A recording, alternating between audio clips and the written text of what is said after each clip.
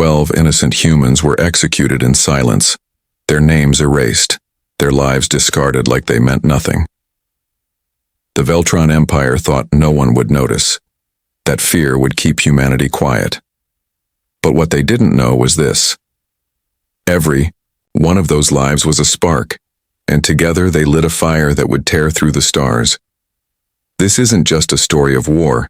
It's the story of how memory, unity, and quiet rebellion brought an empire to its knees. If you're new here, make sure to subscribe and show your support by giving this video a thumbs up. Now let's jump into the story. The news didn't arrive with fanfare or blaring alarms. It came quietly, almost like a whisper. A strange, shaky video file that surfaced on a small human trade outpost near the asteroid belt of Theta Minor. No one knew who uploaded it first, but within hours it was spreading from colony to colony, faster than even the most advanced Veltron warship could chase.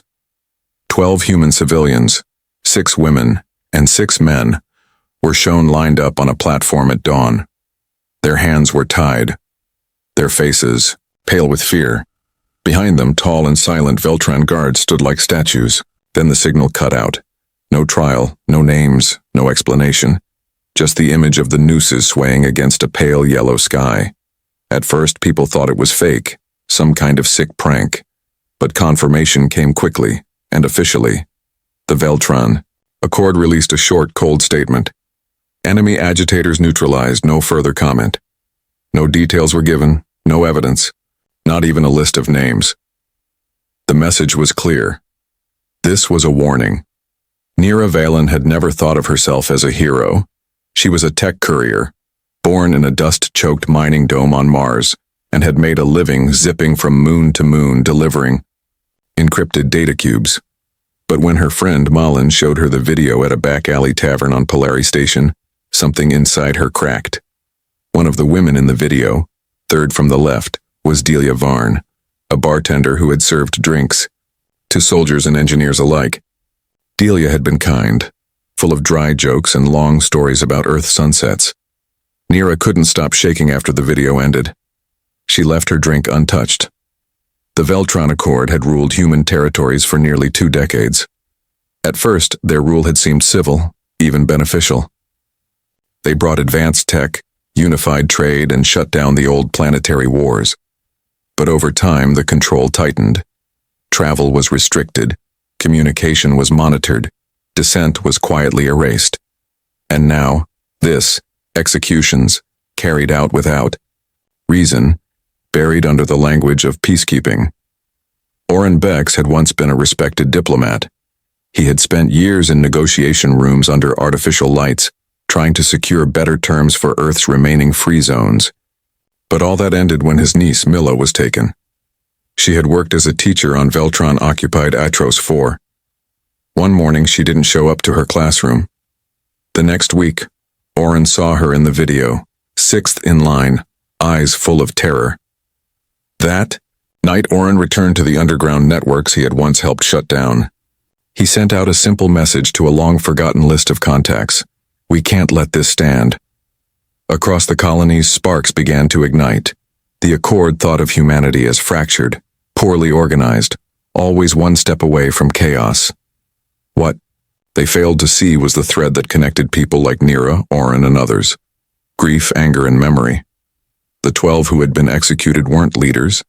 They weren't soldiers. They were everyday people. But each had ties, invisible, threads connecting them to people with skill, power, and motivation.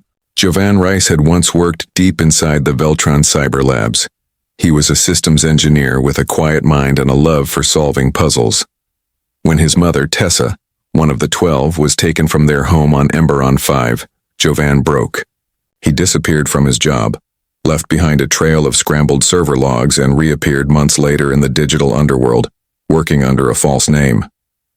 The Accord didn't know it yet, but one of the sharpest minds in their network had turned against them. Meanwhile, whispers traveled through the supply lanes. A freighter captain named Rail Dorn stopped responding to Veltron communications. A scientist known only as Gray sent encrypted blueprints for a portable signal jammer to outposts in rebellion-prone sectors. Even small acts, refusing to log cargo, turning off surveillance feeds, became a form of quiet rebellion. No, one was waiting for orders. There were no meetings, no manifestos, just grief turned into action. On Earth, a retired general named Elric Vorn listened to the growing buzz. He had fought in the old wars long before the Accords' rule. He knew the cost of conflict. But when he saw the video, he didn't see strategy. He saw failure. He had once promised that humanity would never again be ruled by fear. Watching Delia Varn's feet dangle in silence, he knew he had broken that promise. So, he made a new one. He opened his bunker. He reached out to the old names in his command book, and he waited. Back on Polari Station, Nira Valen copied the video file onto a dozen black data chips. She tucked them into old courier capsules and programmed them to disperse across human-occupied space. The Veltron Accord had tried to silence 12 voices. Instead, they had given birth to 1,000 echoes. No one fired a shot. No orders were given. But something had changed. Across the stars, the whisper turned into a hum. The hum became a murmur. And soon the murmur would become a roar. The quiet execution had done what no war or treaty ever could. It had united humanity, not with banners or bombs, but with memory. With purpose. And that was something the Veltron Accord would never understand. The silence after the storm was worse than the storm itself. The video of the executions had burned its way through every human colony like fire through dry grass. But then nothing. No official protests, no battles, not even a statement from Earth's distant leadership. It was as if the universe had taken a breath and forgotten to exhale. But beneath the quiet, something was moving. Something patient, deliberate, and very human. In a forgotten mining colony on the frozen moon of Lys, Rael Dorn crouched beside an old cargo freighter. His hands were covered in oil and the air reeked of metal and ozone. Rael was no freedom fighter. He had once smuggled spices and illegal art pieces through Veltron checkpoints for credits and cheap thrills. But Delia, Varn had once fixed the engine on his ship with a laugh and a beer, and now she was gone. So Rael repurposed his ship. It wasn't fast and it wasn't beautiful, but it was invisible to the Veltron scanners, and that was enough. Far from Lys, in a cold corner of a communication relay on the edge of the Helix Nebula, Jovan Rice was already working. He sat in front of a series of consoles, each one humming quietly. Lines of code raced across the screens, but he barely blinked. The executions had stolen something from him, but not his mind. His mother had taught him that knowledge was power, and Jovan had more knowledge of Veltron networks than anyone alive. He didn't shout. He didn't rally. He just began to pull strings, tiny ones at first, a delay in a patrol schedule, a flicker in a fuel sensor. Glitches, they would say. Coincidences. But they weren't. They were tests. In the sprawling tunnels beneath Ever Station, a man named Kilodron was building something. Years ago, a mining accident had taken both his legs and much of his sight. What the Veltrons hadn't taken was his brain, or his stubbornness. With a collection of old mining bots, scrap metal, and a stolen AI core, Kilo created what he called the Crawlers, small, fast, silent machines that could hijack signal towers, disable trackers, or spread coded messages in less than a second. People thought he was mad. Until his bots disabled 3 Veltron drones in a single night and left no trace. Whispers moved from person to person. No single leader stood at the front. No one made declarations or speeches, but couriers stopped taking Veltron contracts. Farmers began growing extra food just in case. And those who had stayed quiet for years started to ask quiet questions in dark corners of markets and mess halls. Did you see the video? Do you think they'll do it again? What if we didn't let them? Nira Valen, still working the courier routes, became a message bearer. She didn't plan it, it just happened. Wherever she landed, people would slip her notes, memory chips, or coordinates. Sometimes it was a warning, Veltron patrols moving into her quiet zones. Sometimes it was a request, help moving families off-grid. And sometimes it was a whisper of something bigger. Plans, ideas, hope. In one such message, she read about a forgotten station hidden deep inside an asteroid field, long abandoned after a fuel core meltdown. It was called Hollow Point, and it had once been a mining hub. Now someone wanted to turn it into something more, a place where the Whispers could gather. Nira didn't hesitate. She rerouted her ship and headed straight into the debris field. What she found wasn't impressive at first, just metal bones and dead air. But deep inside, in a chamber lit only by flickering emergency lights, sat Oren Bex, waiting with an old data map and a new kind of fire in his eyes. They didn't form an army. They formed a network. It was fragile, incomplete, and slow. But it was growing.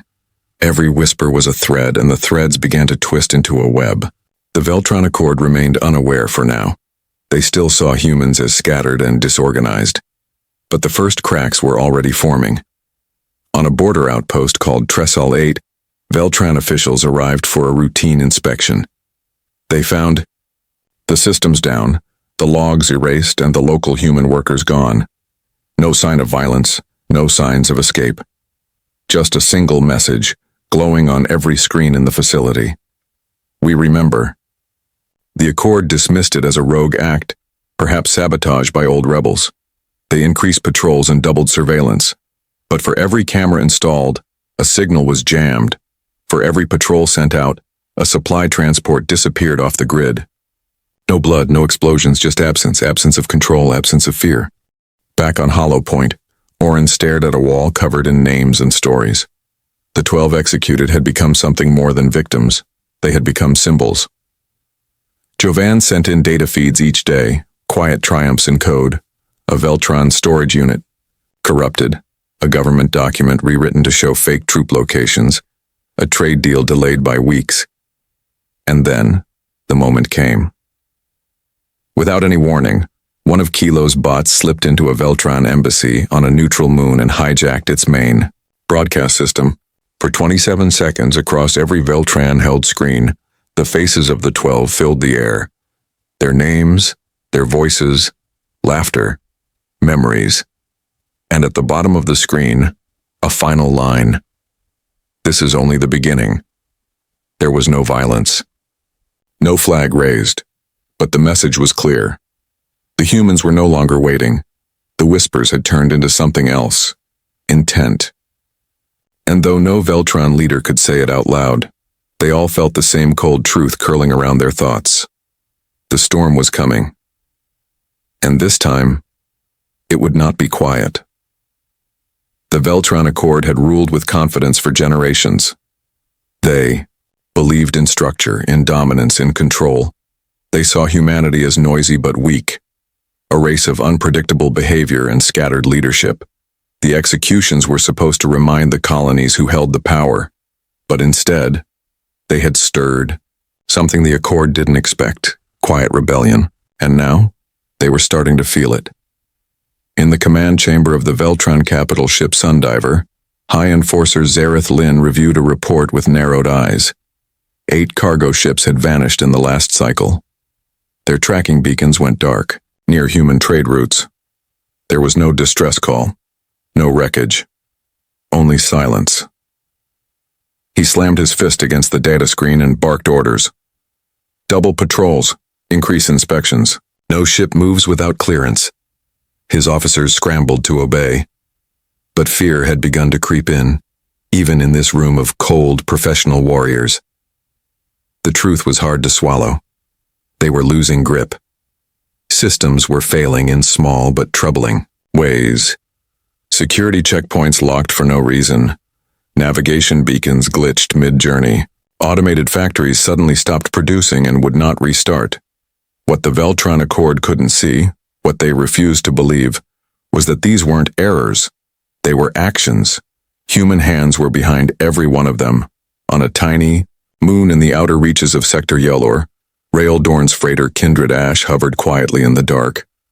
Inside, Kilo Dran and Nira Valen worked by dim red light.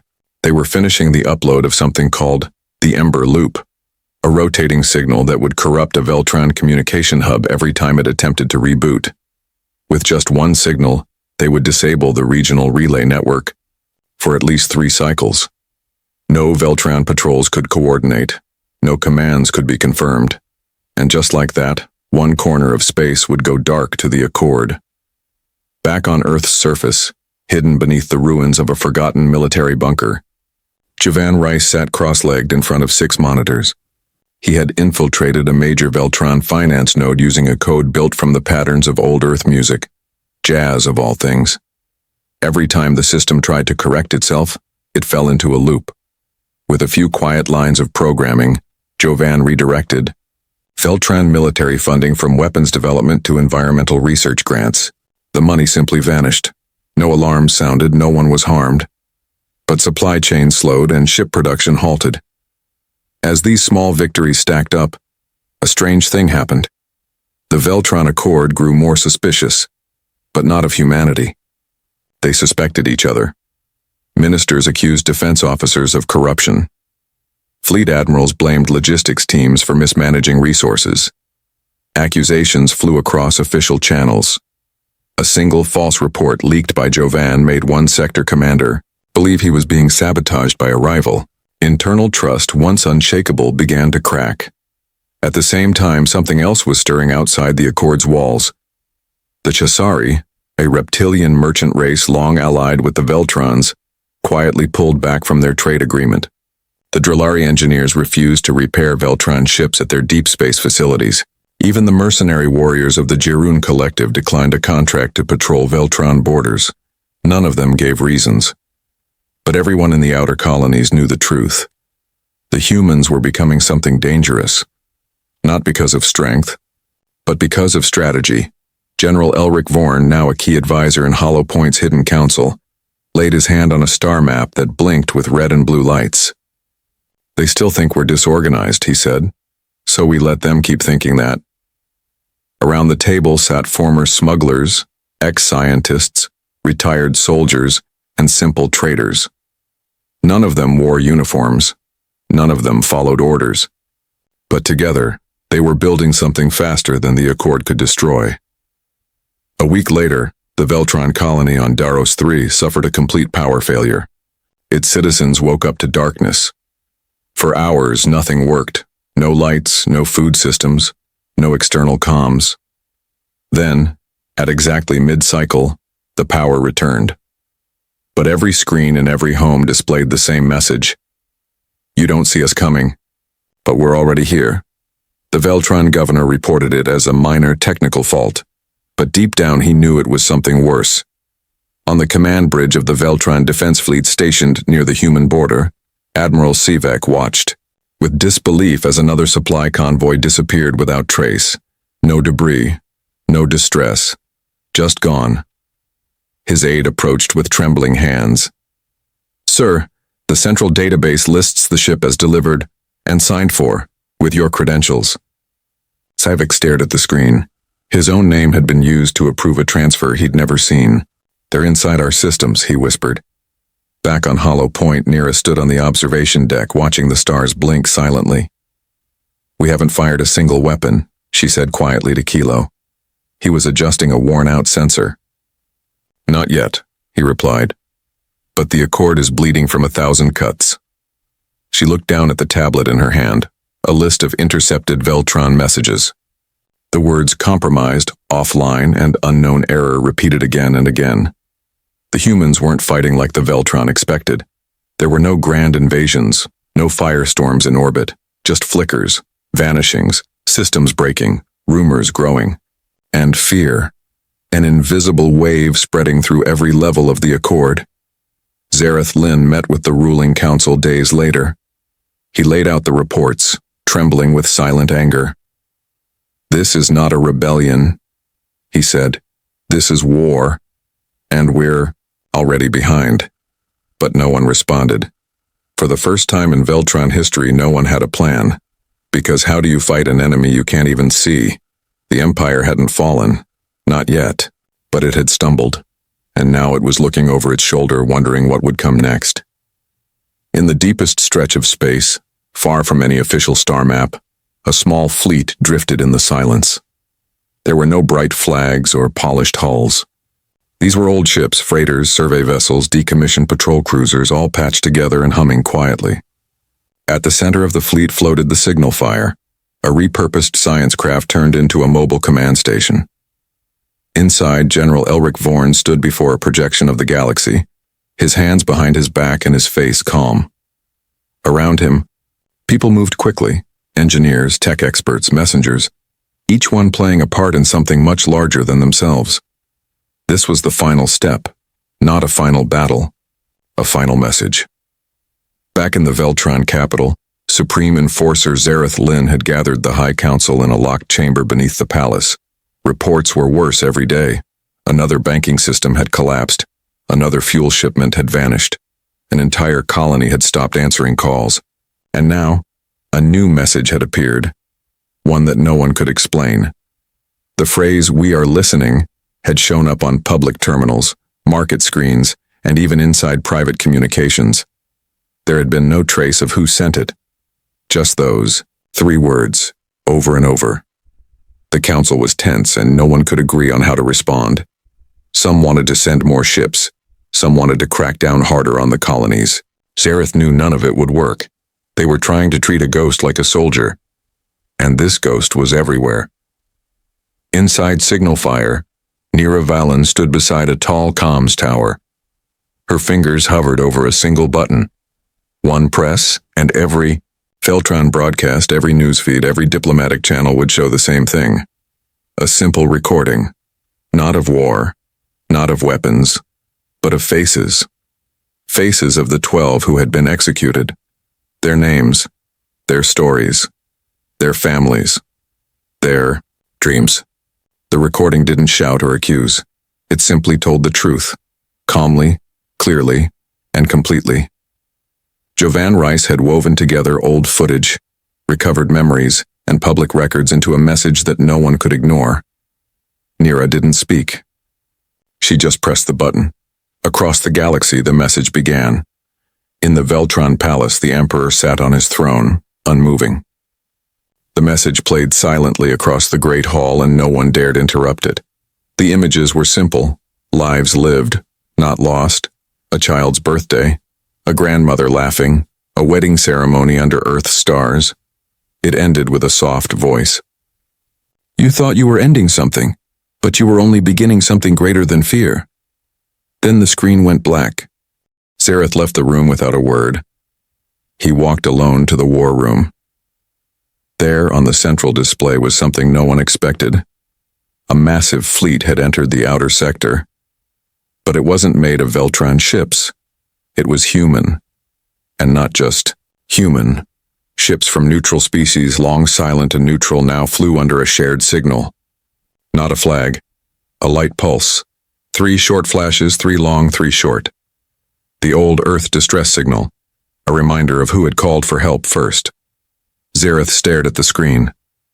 This wasn't just a rebellion now. This was the end of something. Or maybe the beginning. Back on Signal Fire, General Vorn received a transmission. The Veltron Accord was requesting a conversation, not a surrender, not a threat, just a conversation. The transmission came from the Emperor himself. His voice, once strong and cold, now sounded tired. What do you want? He asked. Vorn didn't speak right away. He turned to Nira, who nodded. Then he spoke. We want what you took from us, he said. Not land, not titles, just respect and peace. The Emperor was silent for a long time. Finally, he said, Then let us talk. The negotiations happened in a quiet, neutral zone. No cameras, no broadcasts, just words. They didn't begin with accusations. They began with names. The names of the 12. The Emperor listened. For the first time in 1,000 years of rule, he listened. Reparations were agreed to. Access to Veltron technology was shared. Trade routes were rebuilt with new oversight. And, most importantly, a new council was formed, one with humans, Veltrons, and other species who had watched from the shadows for far too long. The Veltron Accord didn't fall in fire. It didn't explode. It was reshaped, one word at a time. Months, Later, on a small moon orbiting a warm blue planet, a garden was planted. It was quiet there, surrounded by soft wind and low hills. At the center stood a stone circle with 12 small statues, each one bearing a name and a story. Children ran among them, laughing, chasing each other under a sky that once carried only fear. Nira sat on a nearby bench, watching. She held a data tablet in her hands. On the screen was a message from Jovan, now leading a peaceful rebuilding team on a former Veltran world. His message was simple. "We didn't win with weapons, we won with memory."